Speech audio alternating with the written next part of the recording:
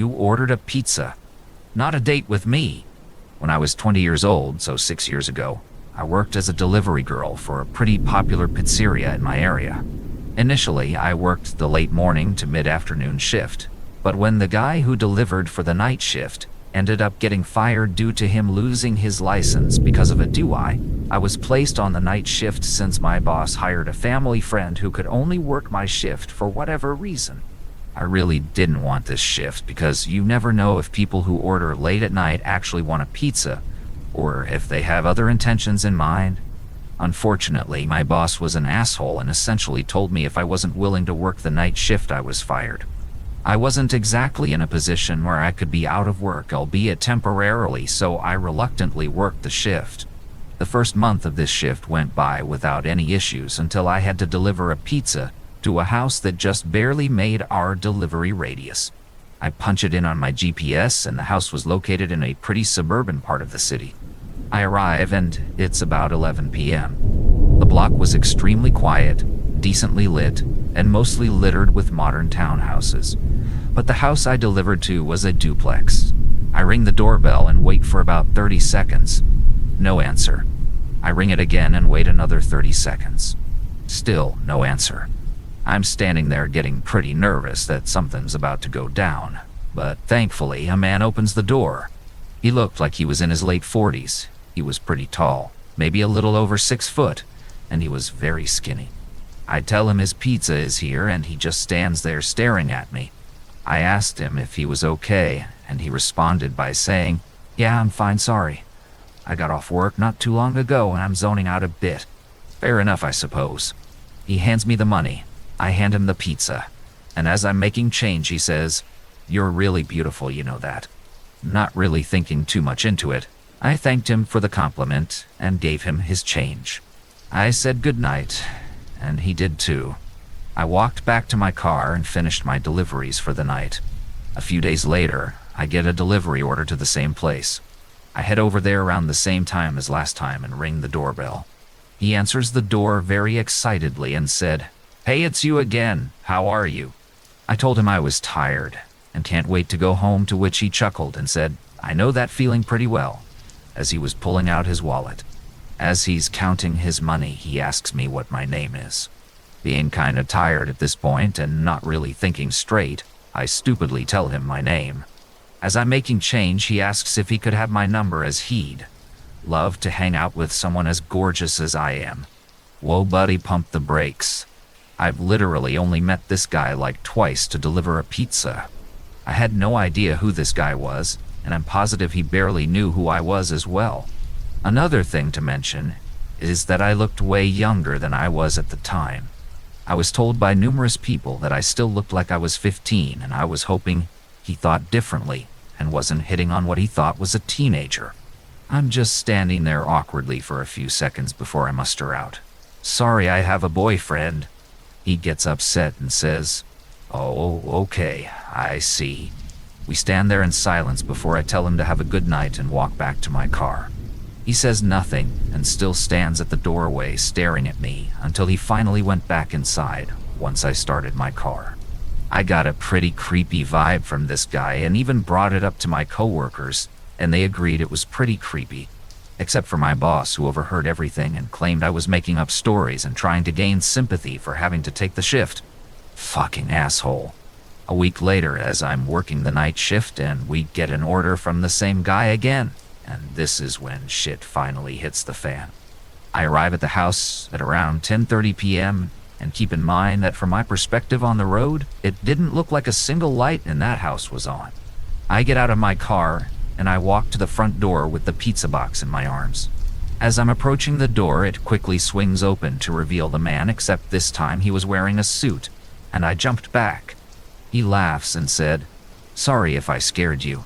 I saw you out the window and figured I'd just open the door now so that you wouldn't have to ring the bell."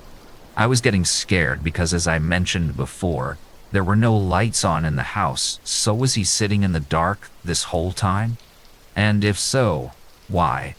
I nervously laugh and say it's okay. He asked me if I liked his suit, to which I said yes. He then asks me, "Would you like to go on a date with me tonight?" What? The B. Fuck. I once again tell him I have a boyfriend, to which he chuckles, gets close to me and says, "Honey, there's no way a girl your age is in a serious relationship. If you go on a date with me, I'll show you how a real man treats a girl." He grabs the pizza box from me and throws it to the side and grabs me by my arms hard. I'm officially shitting bricks at this point and trying not to cry from the fear that was overwhelming me. I start pleading with him. "Dude, please. I just want to go home. I don't want to go on a date tonight." He just stares at me with the most sinister look I've seen on someone's face and says, "I don't care. Get inside now. We're gonna have a good time." He starts trying to pull me into the house, and I'm trying to resist as hard as I can. After a bit of struggling, he lets go of one of my arms and starts grabbing something out of his pocket, which I presumed was a knife. I did something that to this day, I am still thankful worked, as he was doing that. I used my free arm to punch him as hard as I could in his stomach. This stuns him for a few seconds, and he loosened his grip on me, allowing me to break free. I quickly run to my car, and as I get in, he runs at me and tries pulling me out of the car, holding the knife in the other arm, and even yells, "Why are you making this so fucking difficult?" I grab a half-empty soda bottle I had in the cup holder and throw it, and luckily it hits his head, and he lets me go.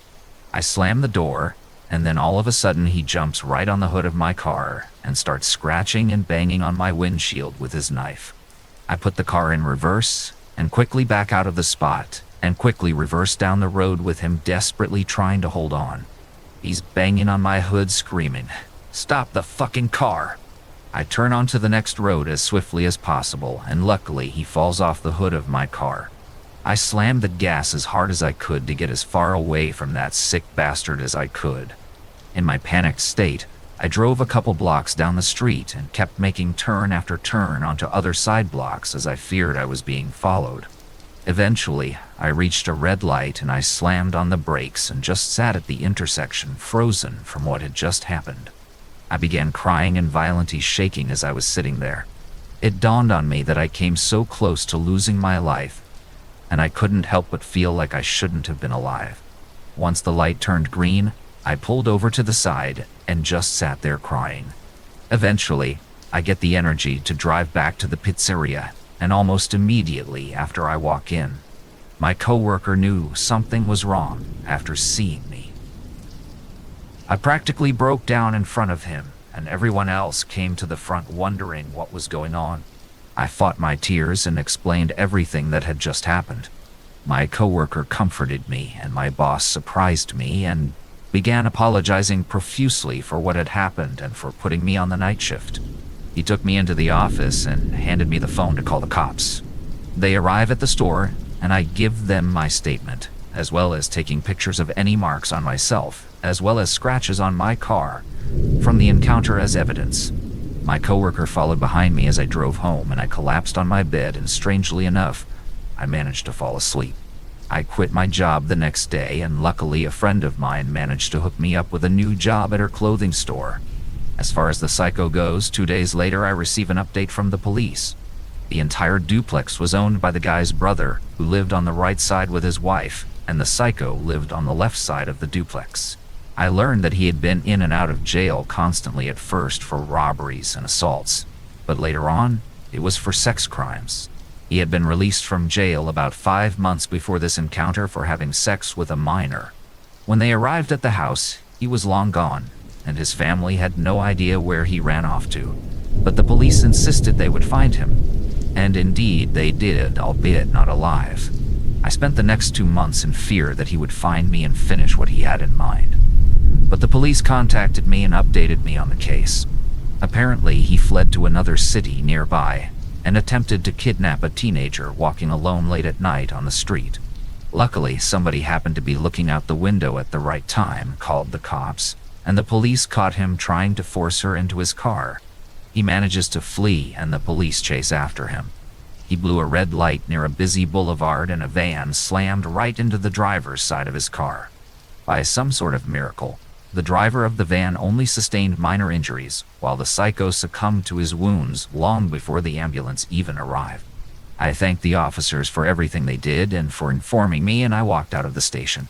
I walked down the street, and I light up a cigarette as I'm taking in everything I had just been told. I don't wish death on people, but after hearing about his death, I felt relieved. I felt relieved that he couldn't hurt anyone anymore. I was relieved that I would never have to encounter him ever again, and that I wouldn't have to go through with charging him and reliving what happened that night. My last experience 2 years before this was scary, but I think this one takes the cake as being the scariest, as I was alone and face to face with this psycho. Who knows where I'd be if he managed to pull me into his house.